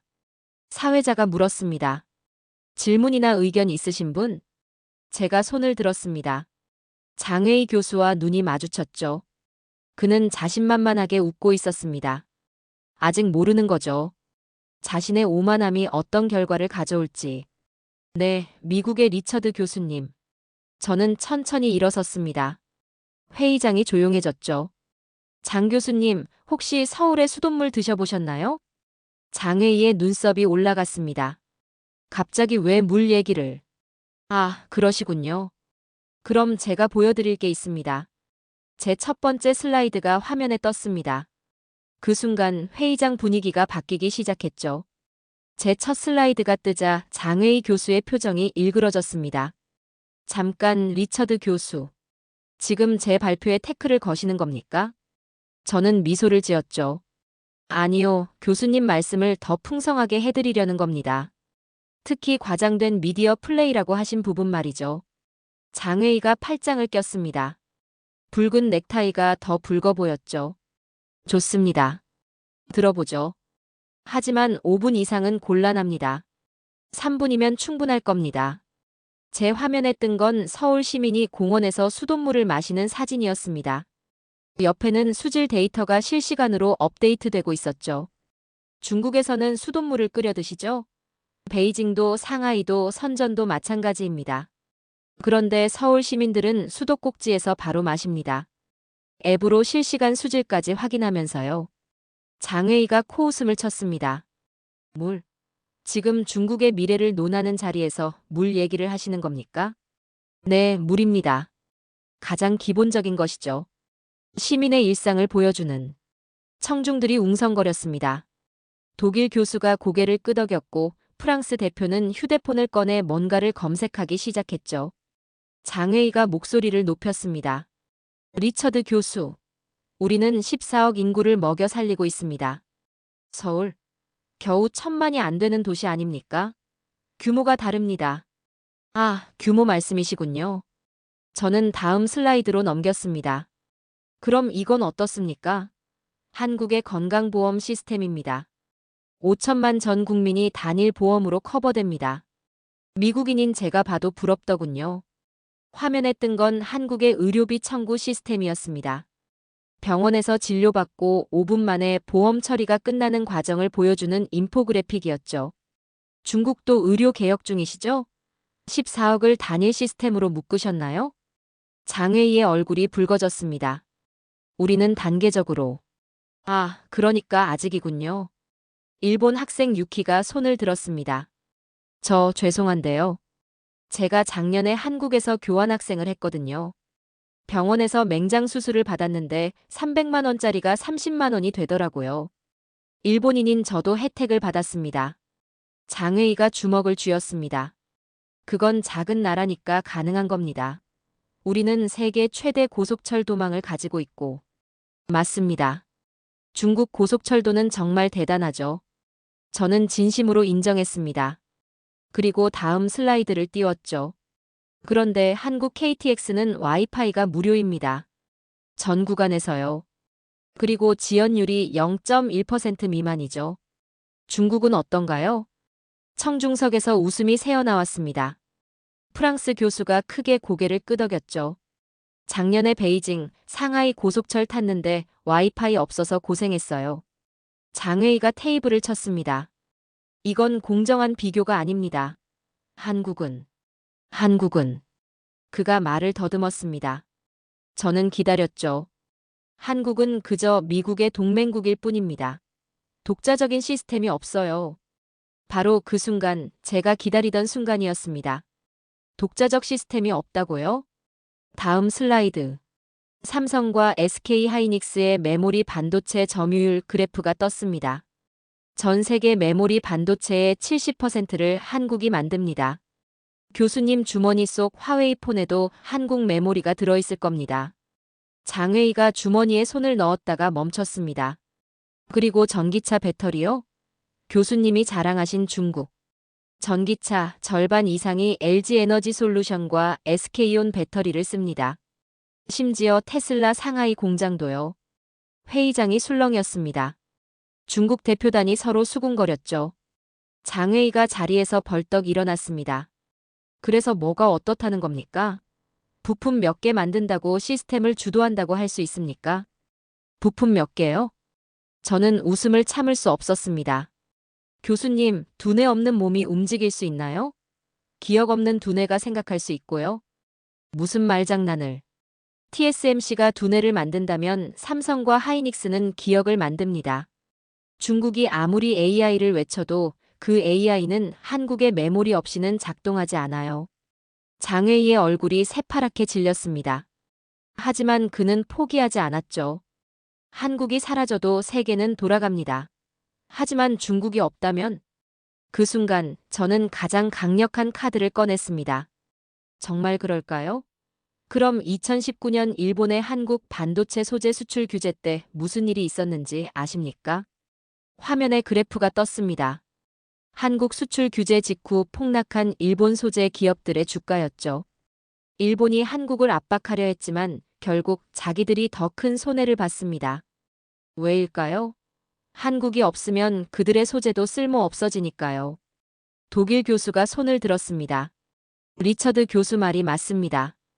우리 자동차 산업도 한국 배터리와 반도체 없이는 미래차를 만들 수 없어요.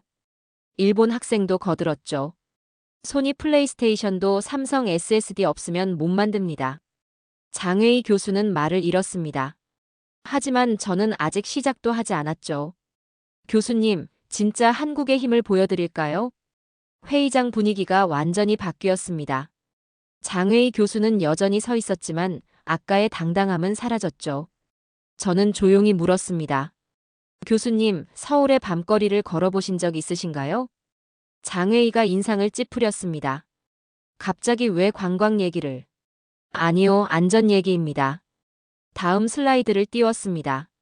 서울 강남역 새벽 2시 사진이었죠. 젊은 여성들이 혼자 거리를 걷고 있었습니다. 새벽 2시입니다. 여성 혼자 다니고 있죠? 상하이나 베이징에서 가능한가요? 청중석에서 한 여성이 큰 소리로 말했습니다. 불가능하죠. 저는 파리에서 왔는데 파리에서도 무서워요.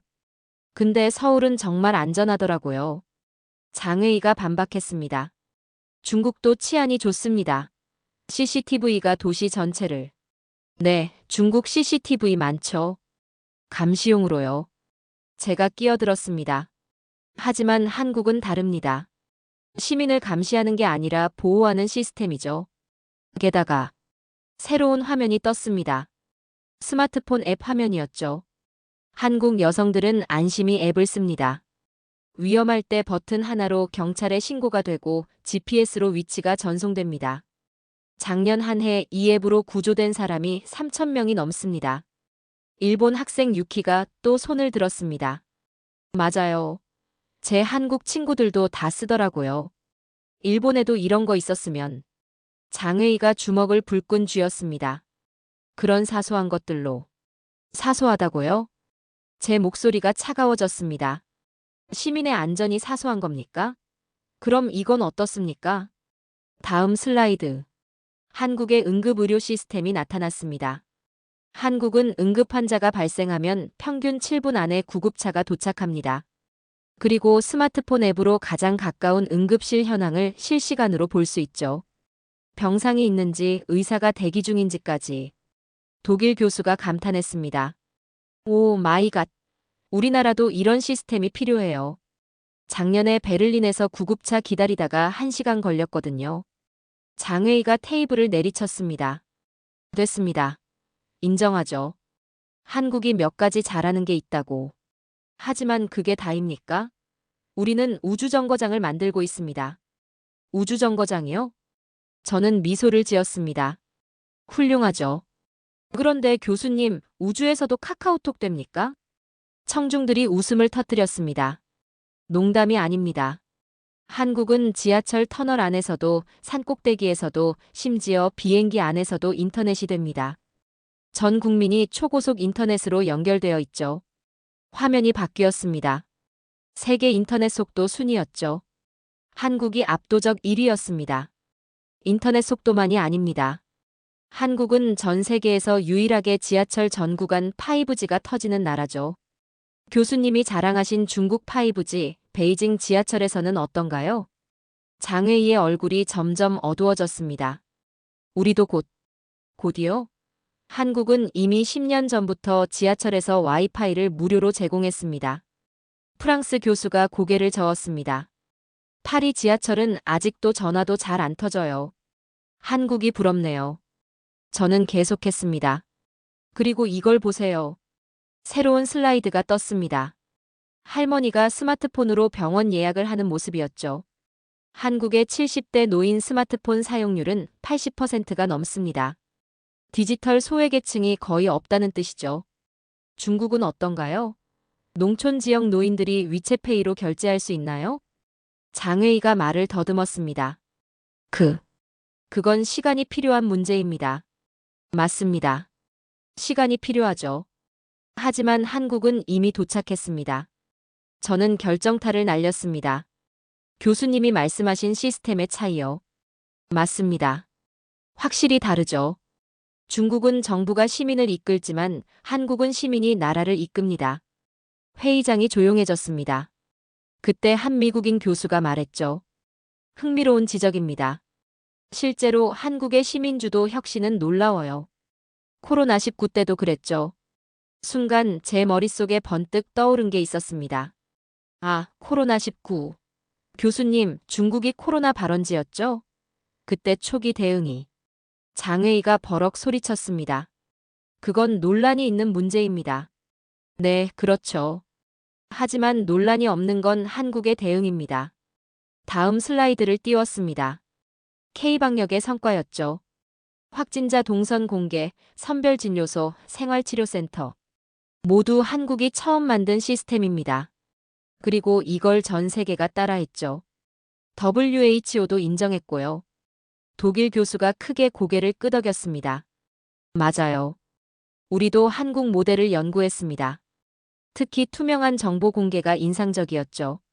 장회의의 손이 떨리기 시작했습니다. 그래도 경제 규모는? 경제 규모요? 저는 마지막 카드를 준비했습니다. 그럼 이제 진짜 이야기를 해볼까요? 혁신의 속도 말입니다. 화면에 새로운 그래프가 떴습니다. 한국 기업들의 혁신 지수였죠. 블룸버그 혁신 지수, 한국이 7년 연속 1위입니다. 2위가 누구죠? 독일입니다. 중국은 16위네요. 장회의가 비틀거렸습니다. 의자를 잡고 겨우 몸을 지탱했죠. 하지만 저는 멈추지 않았습니다. 이제 시작이었으니까요. 장회의 교수가 의자에 털썩 주저앉았습니다. 하지만 아직 포기하지 않은 눈빛이었죠. 저는 물 한 잔을 들어 올렸습니다. 교수님, 이 물 한 잔으로 국가의 품격을 볼 수 있다고 생각하십니까? 장회의가 코웃음 쳤습니다. 이제 철학 강의라도 하시려는 겁니까? 아니요. 현실입니다. 제가 스마트폰을 꺼냈습니다. 앱을 켜자 화면에 실시간 데이터가 떴죠. 이게 서울시 수돗물 품질 앱입니다. 지금 이 순간 제가 사는 동네 수질 데이터예요. pH 7.5, 잔류염소 0.3ppm, 탁도 0.07NTU. 모든 게 실시간으로 공개됩니다. 청중들이 놀라서 웅성거렸습니다. 잠깐 거기서 더 재미있는 걸 보여드릴게요. 다음 화면을 띄웠습니다. 서울시 정수장 내부 CCTV 화면이었죠. 24시간 실시간 스트리밍 되고 있었습니다. 정수 과정 전체를 시민 누구나 볼 수 있습니다. 뭘 넣는지 어떻게 처리하는지 모든 게 투명하게 공개되죠. 독일 교수가 경악했습니다. 믿을 수가 없군요. 정부가 이렇게까지 투명하게 공개한다고요? 일본 학생도 거들었습니다. 도쿄도 수돗물 깨끗하다고 하는데 이런 시스템은 없어요. 진짜 대단하네요. 장회의가 반박했습니다. 그건 서울이니까 가능한 거 아닙니까? 작은 도시니까. 서울이 작다고요? 제가 웃었습니다. 인구 1000만의 메가시티가 작습니까? 그럼 이건 어떻습니까? 다음 슬라이드. 한국 전국의 대기질 측정 데이터였습니다. 한국은 전국 300개 지점에서 초미세먼지를 실시간 측정합니다. 그리고 1시간마다 업데이트해서 공개하죠. 시민들은 외출 전에 앱으로 확인합니다. 화면에 중국 지도가 떴습니다. 베이징과 상하이에 빨간색 경고 표시가 가득했죠. 중국도 측정은 하시죠? 하지만 데이터를 믿는 사람이 얼마나 될까요? 미국 대사관 측정치와 중국 정부 발표가 왜 항상 다른지. 장회의가 벌떡 일어났습니다. 그건 서방의 음모입니다. 우리 데이터가 정확. 그래서 베이징 시민들이 한국 앱을 씁니다. 제가 끼어들었습니다. 실제로 미세미세라는 한국 앱이 중국에서도 인기더군요. VPN 뚫고서라도 한국 데이터를 보려는 이유가 뭘까요? 중국 대표단이 술렁거렸습니다. 몇몇은 황급히 스마트폰을 집어넣었죠. 저는 계속했습니다. 투명성. 그게 차이입니다. 한국 정부는 시민을 믿고 시민은 정부를 믿습니다. 그래서 가능한 거죠. 프랑스 보건 전문가가 손을 들었습니다. 이런 투명성이 코로나19 대응에서도 나타났죠. 한국은 확진자 동선까지 공개했으니까요. 프라이버시 논란도 있었지만 결과적으로 성공했죠. 맞습니다. 저는 고개를 끄덕였습니다. 그리고 더 놀라운 건 시민들이 자발적으로 협조했다는 겁니다. 강제 봉쇄 없이도요. 장회의가 다시 끼어들었습니다. 중국은 완벽하게 통제해서 코로나를 막았습니다. 우한 봉쇄는 세계가 인정. 네, 봉쇄했죠. 문을 용접까지 하면서. 제 말에 청중들이 움찔했습니다. 하지만 한국은 달랐습니다. 시민들이 자발적으로 마스크를 쓰고 거리두기를 했죠. 정부가 믿을 만한 정보를 주니까 시민들이 믿고 따른 겁니다. 다음 슬라이드를 띄웠습니다. 한국의 공공 와이파이 지도였죠. 한국은 공공 와이파이도 5만 개가 넘습니다. 지하철, 버스, 공원, 도서관. 어디서나 무료로 인터넷을 쓸 수 있죠. 비밀번호? 필요 없습니다. 미국인 교수가 놀랐습니다. 정말요? 보안 문제는 없나요? 물론 해결했죠. 그게 기술력입니다. 시민의 편의와 보안을 동시에 잡은 거죠. 장의가 마지막 발악을 했습니다. 하지만 중국의 디지털 위안화는 세계 최초. 맞습니다. 최초죠. 하지만 한국 시민들은 이미 10년 전부터 스마트폰으로 세금을 내고 민원 서류를 발급받고 투표까지 합니다. 최초와 최고는 다른 겁니다. 저는 마지막 슬라이드를 준비했습니다. 그리고 이걸 보세요. 한국의 자살 예방 시스템입니다. 화면에 한강 다리 사진이 떴습니다. 다리 난간에 설치된 생명의 전화와 응급 버튼이 보였죠. 한강 다리마다 이런 장치가 있습니다. 누군가 난간을 넘으면 즉시 119에 신고가 가고 구조대가 출동합니다. 작년에 이 시스템으로 500명 이상을 구했죠. 청중들이 숙연해졌습니다. 심지어 다리에는 시민들이 쓴 희망의 메시지가 있습니다. 당신은 소중한 사람입니다. 같은 문구들이요. AI가 아닌 사람의 마음으로 사람을 구하는 시스템입니다. 독일 심리학자가 말했습니다. 놀랍습니다. 기술과 인간성의 조화네요. 독일도 자살률이 높은데 이런 시스템을 도입해야겠어요. 장애인은 완전히 말문이 막혔습니다. 저는 조용히 물었죠. 교수님, 아직도 한국이 작은 나라라고 생각하십니까? 침묵이 흘렀습니다. 저는 물 한 잔을 다시 들어올렸습니다. 이 물 한 잔에 국가의 품격이 담겨 있습니다. 시민을 얼마나 존중하는지, 약자를 어떻게 보호하는지, 그리고 미래를 어떻게 준비하는지가요. 장애의가 고개를 떨구었습니다. 붉은 넥타이가 축 늘어져 있었죠. 하지만 이건 아직 시작에 불과했습니다. 진짜 한국의 저력은 이제부터였으니까요. 장혜희 교수가 한참 만에 고개를 들었습니다. 눈빛에 마지막 반격의 의지가 보였죠. 좋습니다. 한국이 생활면에서 앞서 있다는 건 인정하죠. 하지만 진짜 중요한 건 핵심 기술입니다. 중국은 반도체 굴기를 통해 곧 미국마저 추월할 겁니다. 저는 고개를 끄덕였습니다. 반도체요? 드디어 제가 가장 하고 싶었던 이야기를 꺼내시네요.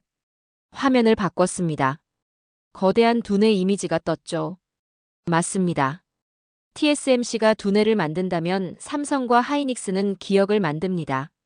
그런데 교수님, 기억 없는 두뇌가 작동할 수 있나요? 장혜희가 눈썹을 찌푸렸습니다. 무슨 말장난을. 말장난이 아닙니다. 현실이죠.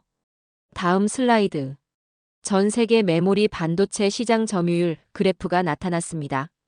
삼성과 SK 하이닉스가 합쳐서 70% 이상을 차지하고 있었죠. 디램은 삼성이 45%, SK 하이닉스가 28%입니다. 낸드 플래시도 비슷하죠. 사실상 한국이 세계의 기억을 독점하고 있습니다. 청중들이 놀라서 수군거렸습니다. 더 흥미로운 건 이겁니다. 화면에 중국 스마트폰 분의 사진이 떴습니다. 화웨이 최신폰입니다. 여기 보이는 게 뭘까요? SK 하이닉스 디램이네요. 샤오미, 삼성 메모리를 씁니다. 오포도 비보도 마찬가지고요. 장혜희의 얼굴이 붉어졌습니다. 그건 일시적인 현상입니다. 우리도 곧 자체 생산을. YMTC 말씀이신가요? 중국 최고의 메모리 회사죠. 하지만 기술 격차가 3년 이상입니다. 3년이면 반도체 업계에선 영원과 같죠. 일본 엔지니어가 고개를 끄덕였습니다. 맞습니다. 저희 소니도 삼성 메모리 없으면 플레이스테이션 못 만들어요. 중국산은 아직 품질이. 저는 계속했습니다.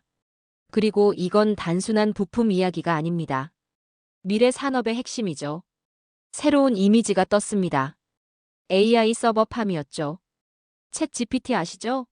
이런 AI가 작동하려면 엄청난 양의 메모리가 필요합니다.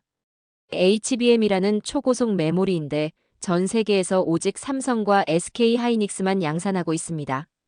미국 AI 전문가가 끼어들었습니다. 정확합니다. 엔비디아 GPU는 유명하지만 HBM 없으면 그냥 쇳덩어리예요. 작년에 SK 하이닉스 공장에 화재가 났을 때 실리콘밸리가 발칵 뒤집혔죠.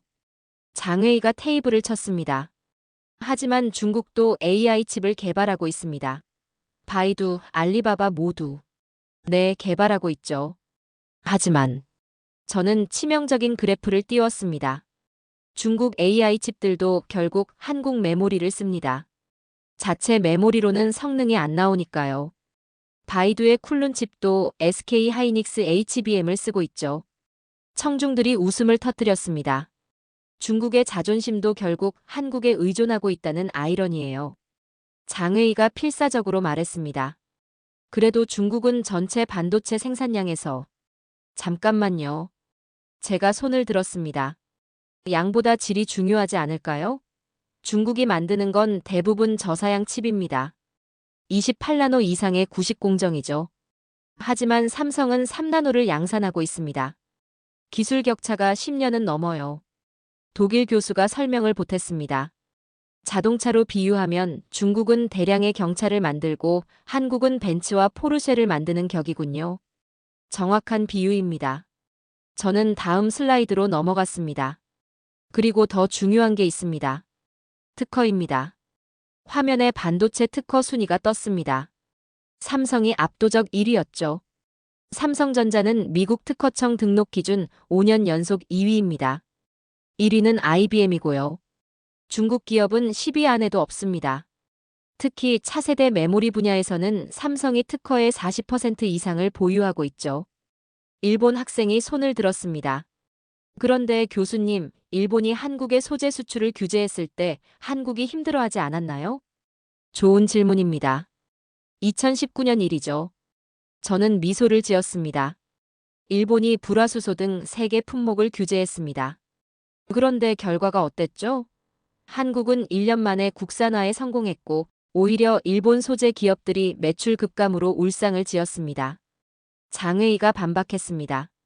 그건 한국 정부가 막대한 지원을. 아니요. 삼성과 SK가 자체 기술력으로 해낸 겁니다. 위기를 기회로 만든 거죠. 그게 진짜 실력입니다. 프랑스 경제학자가 말했습니다. 인상적이네요. 프랑스도 반도체 자립을 외치지만 현실은 결국 삼성 공장을 유치하려고 안간힘을 쓰고 있죠. 저는 결정타를 날렸습니다. 교수님, 중국몽을 말씀하시지만 그 꿈도 한국 메모리 없이는 불가능합니다. AI도 자율주행차도 스마트시티도 모두 메모리가 있어야 작동하니까요. 장웨이가 말을 잃었습니다. 하지만 저는 아직 끝내지 않았습니다. 그리고 가장 중요한 건 한국은 이미 다음을 준비하고 있다는 겁니다. 화면에 새로운 이미지가 떴습니다. 뉴로모픽 칩, 양자 메모리 등 미래 기술들이었죠. 삼성과 SK는 이미 차차 세대 메모리를 개발 중입니다. 중국이 현재를 따라잡으려 할 때 한국은 미래를 만들고 있죠. 회의장에 무거운 침묵이 흘렀습니다. 장웨이 교수는 완전히 무너진 표정이었죠. 하지만 저는 알고 있었습니다. 이게 끝이 아니라는 걸요. 아직 한국의 진짜 모습을 다 보여주지 않았으니까요. 장웨이 교수가 침묵하자 회의장 분위기가 완전히 바뀌기 시작했습니다. 조용하던 청중들이 하나둘 손을 들었죠. 첫 번째는 일본 학생 유키였습니다. 제가 한마디 해도 될까요? 사회자가 고개를 끄덕였습니다. 우리 일본은 신칸센을 자랑스럽게 생각합니다. 시속 320km 정말 빠르죠. 하지만 작년에 한국 KTX를 타보고 충격받았어요. 장웨이가 코웃음을 쳤습니다. 속도가 더 빠른가요? 아니요. 속도는 비슷해요. 하지만 유키가 스마트폰을 들어 보였습니다. KTX는 앱 하나로 예약부터 좌석 지정, 결제까지 전부 됩니다. 심지어 기차 안에서 도시락 주문하면 다음 역에서 받을 수 있어요. 와이파이는 당연히 무료고 콘센트도 모든 좌석에 있죠. 청중들이 웅성거렸습니다. 더 놀라운 건 정시성입니다. 한국 KTX의 지연율은 0.1% 미만이에요. 일본 신칸센도 정시성으로 유명하지만 시스템의 스마트함에서는 한국이 앞서더라고요. 프랑스 교수가 거들었습니다. 맞아요. TGV도 자랑스럽지만 디지털화는 한국이 확실히 앞서 있어요. 파리 리옹 구간에서 와이파이 끊긴 적이 한두 번이 아니거든요. 이번엔 독일 자동차 엔지니어가 손을 들었습니다. 저도 한마디 하고 싶습니다. 독일 자동차는 품질로 유명하죠. 하지만 전기차 시대가 오면서 완전히 판도가 바뀌었어요. 장회의가 끼어들었습니다. 중국이 전기차 생산 1위. 잠깐만요. 핵심은 배터리입니다. 엔지니어가 단호하게 말했습니다. 벤츠도 BMW도 폭스바겐도 모두 한국 배터리를 씁니다. LG에너지솔루션, SK온, 삼성 SDI. 이 세 회사가 없으면 우리도 전기차를 못 만들어요. 미국의 테슬라 관계자도 거들었습니다. 테슬라 모델 Y 상하이 공장 아시죠? 거기서도 LG 배터리 씁니다. 중국산 CATL도 있지만 고급 모델엔 한국 배터리가 들어가요. 성능과 안전성이 다르거든요. 장회의의 얼굴이 점점 창백해졌습니다. 이번엔 프랑스 보건 전문가가 일어났습니다. 의료 시스템 얘기가 나왔으니 제가 한마디 하죠. 코로나19 때를 기억하세요? 모두가 고개를 끄덕였습니다. 프랑스는 완전히 마비됐어요. 병원이 포화 상태였고 검사도 제대로 못했죠. 그런데 한국은 그녀가 태블릿으로 자료를 보여줬습니다. 드라이브스루 선별 진료소를 세계 최초로 만들었죠. 10분 만에 검사하고 결과는 다음날 문자로. 우리가 하루 1000명 검사할 때 한국은 2만 명을 검사했어요. 미국 교수가 보충했습니다. 더 인상적인 건 투명성이었습니다. 확진자 동선을 익명으로 공개하고 시민들이 자발적으로 협조했죠. 미국에선 마스크 쓰라고 해도 반발했는데 이번엔 인도에서 온 IT 전문가가 손을 들었습니다. 인도는 IT 강국이라고 자부합니다. 하지만 한국의 전자정부 시스템을 보고 충격받았어요. 그가 노트북을 열었습니다. 한국은 거의 모든 행정 서비스를 온라인으로 처리할 수 있더군요. 주민등록등본 3분이면 발급됩니다. 여권 재발급 온라인 신청하고 5일 만에 받았어요. 인도에선 아직도 관공서 가서 줄 서야 하는데 네덜란드 농업 전문가도 거들었습니다.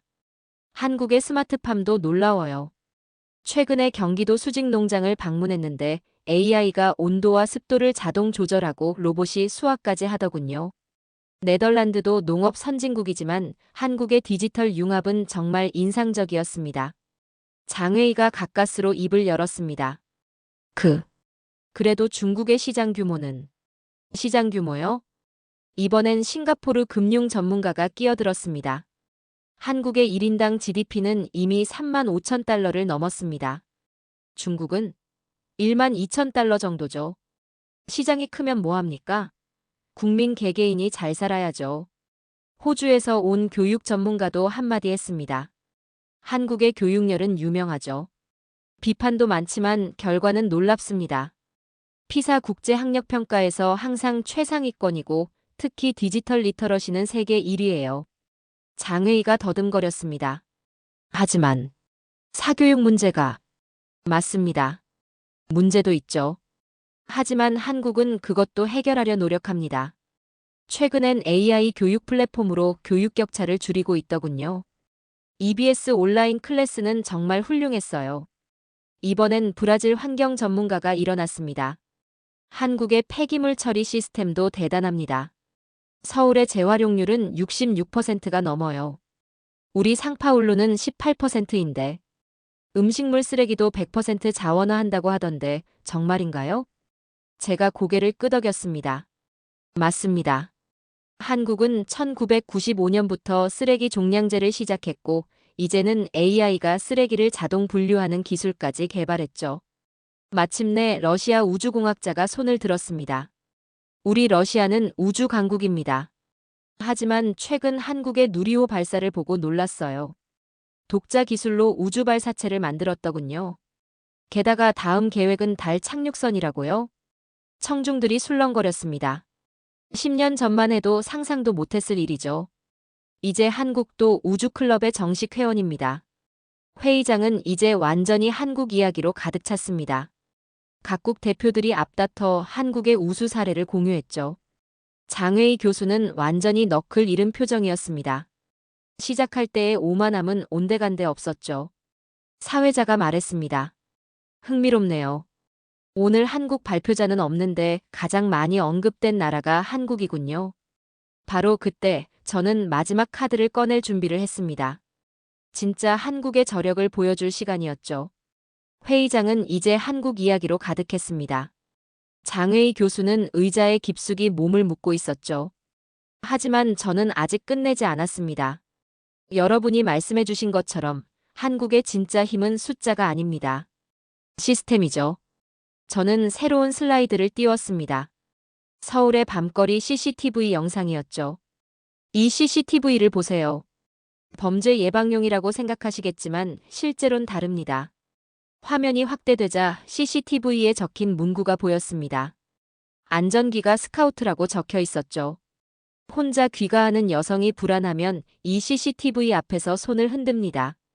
그러면 관제센터에서 집까지 CCTV로 지켜봐 주죠. 단순한 감시가 아닌 보호 시스템입니다. 프랑스 여성 참가자가 감탄했습니다. 세 제니알. 파리에도 이런 게 있었으면. 밤에 혼자 다니기 정말 무서운데. 장회의가 마른 침을 삼켰습니다. 저는 계속했죠. 한국의 응급실 뺑뺑이 아시나요? 응급 환자가 여러 병원을 전전하다 사망하는 일이요. 한국도 이런 문제가 있었습니다. 청중들이 고개를 끄덕였습니다. 어느 나라나 있는 문제니까요. 그래서 만든 게 이겁니다. 스마트폰 앱 화면이 떴습니다. 이젠이라는 앱이었죠. 실시간으로 응급실 상황을 보여줍니다. 병상수, 의료진 현황, 대기 시간까지. 구급대원이 이걸 보고 최적의 병원으로 이송하죠. 뺑뺑이가 거의 사라졌습니다. 미국 의료 전문가가 놀랐습니다. 우리도 이런 시스템이 절실한데. 미국은 응급실 대기 시간이 평균 4시간이 넘거든요. 더 놀라운 건 이겁니다. 다음 화면은 한국의 치매 안심 서비스였습니다. 치매 노인이 길을 잃으면 어떻게 하죠? 한국은 배회 감지기를 무료로 나눠줍니다. GPS가 달린 작은 기기인데 실종되면 즉시 위치를 추적할 수 있죠. 독일 사회복지사가 말했습니다. 작년에 이 시스템으로 실종 노인의 99%를 24시간 내에 찾았다던데 사실인가요? 네, 맞습니다. 그리고 이건 단순한 기술이 아닙니다. 지역사회가 함께 돌보는 시스템이죠. 치매 노인이 배회하면 인근 주민들에게 알림이 가고 모두가 함께 찾습니다. 장회의가 겨우 입을 열었습니다. 그건 한국이 작은 나라라서. 작다고요? 제가 웃었습니다. 서울의 인구 밀도는 뉴욕의 2배입니다. 이런 초고밀도 도시에서 이런 시스템을 운영한다는 게 얼마나 어려운지 아십니까? 일본 도시계획 전문가가 거들었습니다. 맞습니다. 도쿄도 인구 밀도가 높지만 이런 통합 시스템은 없어요. 한국은 어떻게 가능한 거죠? 시민의 참여입니다. 제가 대답했습니다. 한국은 시민이 직접 참여하는 문화가 있어요. 예를 들어 새로운 사진을 띄웠습니다. 시민들이 스마트폰으로 뭔가를 신고하는 모습이었죠. 도로 파손, 가로등 고장, 불법 주차. 시민이 발견하면 앱으로 즉시 신고합니다. 안전신문고라는 앱인데 하루 평균 1만 건 이상의 신고가 들어와요. 더 놀라운 건 공무원이 24시간 내에 처리하고 결과를 알려준다는 겁니다. 시민과 정부가 실시간으로 소통하는 거죠. 싱가포르 스마트시티 전문가가 말했습니다. 우리도 스마트네이션을 추진하는데 이런 시민 참여는 정말 인상적이네요. 기술만으로는 안 되는 거군요. 장회의가 비틀거리며 일어섰습니다. 그래도 중국의 미래는. 저는 조용히 말했습니다. 교수님, 미래는 현재의 연장선입니다. 시민을 믿지 않는 나라에 어떤 미래가 있을까요? 그리고 마지막 슬라이드를 띄웠습니다. 한국의 자살 예방 시스템이었죠. 마포대교 아세요? 한때 자살률이 높았던 다리입니다. 그런데 지금은 생명의 다리로 불립니다. 화면에 다리 사진이 떴습니다. 난간마다 따뜻한 메시지가 적혀 있었죠. 시민들이 직접 쓴 메시지입니다. 당신은 소중해요. 내일은 더 좋은 날이 올 거예요. AI가 아닌 사람의 마음이 사람을 구합니다. 청중들이 숙연해졌습니다. 센서가 누군가 난간을 넘으려 하면 감지하고 즉시 구조대가 출동합니다. 다리 위엔 생명의 전화부스도 있죠. 작년에 이 시스템으로 500명 넘게 구했습니다. 영국 심리학자가 눈시울을 붉혔습니다. 이게 진짜 스마트 시티네요. 기술이 차가운 게 아니라 따뜻한. 저는 물 한 잔을 마시고 말했습니다. 한국은 완벽하지 않습니다. 문제도 많죠. 하지만 끊임없이 더 나은 사회를 만들려 노력합니다. 그리고 가장 중요한 건 잠시 멈추고 장외일을 바라봤습니다. 시민 한 명 한 명을 소중히 여긴다는 겁니다. 그게 진짜 국가의 품격 아닐까요? 장외이 교수는 완전히 고개를 떨구었습니다. 회의장엔 무거운 침묵이 흘렀죠. 그때 독일 교수가 조용히 말했습니다. 리처드 교수님, 한국은 이 모든 걸 어떻게 이뤄냈을까요? 저는 미소 지었습니다. 민주화 이후 불과 35년입니다. 한국은 독재를 이겨내고 IMF 위기를 극복하고 이제 세계가 배우는 나라가 됐죠. 시민의 힘이 만든 기적입니다. 프랑스 교수가 고개를 끄덕였습니다. 앙크로아야블. 한국인들은 정말 대단하네요. 그때 사회자가 입을 열었습니다. 이제 마무리할 시간입니다. 마지막으로 한 말씀씩. 하지만 전 이미 할 말을 다 했습니다. 회의장을 둘러봤죠. 모두가 한국에 대해 다시 생각하는 표정이었습니다. 장회의 교수. 그는 여전히 고개를 들지 못하고 있었습니다. 회의장에 무거운 침묵이 흘렀습니다. 사회자가 마이크를 잡았죠. 그럼 이제 정말 마무리하겠습니다. 오늘 포럼의 주제는 미래를 이끌 국가였습니다. 중국의 장웨이 교수님께서 먼저 발표하셨고 미국의 리처드 교수님이 반론을 제기하셨는데 사회자가 잠시 멈췄습니다. 흥미롭게도 가장 많이 언급된 나라는 따로 있었습니다. 청중들이 서로를 바라봤습니다. 모두가 알고 있었죠. 어느 나라인지. 저는 천천히 일어섰습니다. 사회자님, 마지막으로 한 가지만 더 말씀드려도 될까요? 네, 리처드 교수님. 저는 청중들을 둘러봤습니다. 그리고 조용히 말했죠. 대한민국은 오늘 아무 말도 하지 않았습니다. 잠시 침묵. 발표자도 없었고 대표단도 없었죠. 하지만 지금 이 방에서 가장 많은 이야기를 만들어낸 나라입니다. 일본 학생 유키가 고개를 끄덕였습니다. 독일 교수도 프랑스 전문가도 마찬가지였죠. 왜일까요? 제가 물었습니다. 한국은 자신을 자랑하지 않습니다. 그저 조용히 해낼 뿐이죠. 반도체를 만들고 배터리를 만들고 시민을 돌보는 시스템을 만듭니다. 화면에 마지막 슬라이드가 떴습니다. 빈 화면이었죠. 텅 빈 하얀 화면. 이게 한국입니다. 비어있는 것 같지만 사실 모든 걸 담고 있죠. 겸손이라는 그릇에. 장웨이 교수가 드디어 고개를 들었습니다. 눈가가 붉어져 있었죠. 저는. 그가 말을 더듬었습니다. 한국을 너무 몰랐습니다. 인정합니다. 회의장이 술렁이었습니다. 그 오만하던 장웨이 교수가 인정하다니. 숫자와 규모만 보고 자만했습니다. 하지만 진짜 중요한 건 사람이었네요. 저는 고개를 끄덕였습니다. 교수님, 중국도 대단한 나라입니다. 14억 인구를 이끌어가는 건 정말 어려운 일이죠. 하지만 잠시 멈췄다가 말했습니다. 큰 나라와 위대한 나라는 다릅니다. 위대함은 크기가 아니라 품격에서 나오죠. 독일 교수가 일어섰습니다. 저는 오늘 큰 교훈을 얻었습니다. 진정한 선진국이란 무엇인가를요. 그건 GDP나 군사력이 아니라 얼마나 약자를 보호하고 시민을 존중하는가에 달렸다는 것을. 프랑스 전문가도 일어섰습니다. 맞습니다. 한국이 보여준 건 기술이 아니라 철학입니다. 사람 중심의 발전이요. 하나둘 청중들이 일어나기 시작했습니다. 일본 학생도, 미국 교수도, 인도 전문가도, 한국은 조용합니다. 하지만 그 조용함 속에 진짜 힘이 있었네요. 작지만 강한 나라. 이게 진짜 한국이군요. 기술과 인간성의 조화. 우리가 배워야 할 모델입니다. 저는 마지막으로 말했습니다. 여러분, 한국은 완벽하지 않습니다. 아직도 해결해야 할 문제가 많죠. 하지만 한국인들은 포기하지 않습니다. 더 나은 내일을 만들기 위해 오늘도 노력하고 있죠. 그리고 물잔을 들었습니다. 이 물 한 잔으로 시작했으니 물 한 잔으로 끝내겠습니다. 한국의 수돗물처럼 투명하고 깨끗한 미래를 위해 건배합시다. 모두가 물잔을 들었습니다. 장혜희 교수도 천천히 잔을 들어올렸죠. 한국이라는 나라에, 그리고 우리 모두의 더 나은 미래에. 짠! 잔이 부딪히는 소리가 회의장에 울렸습니다. 사회자가 마이크를 잡았습니다. 오늘 정말 특별한 토론이었습니다. 발표자도 없었던 나라가 모든 토론의 중심이 되다니요. 그가 잠시 멈췄다가 말했습니다. 어쩌면 이게 진짜 리더십인지도 모르겠습니다. 자신을 드러내지 않으면서도 모두에게 영감을 주는 것.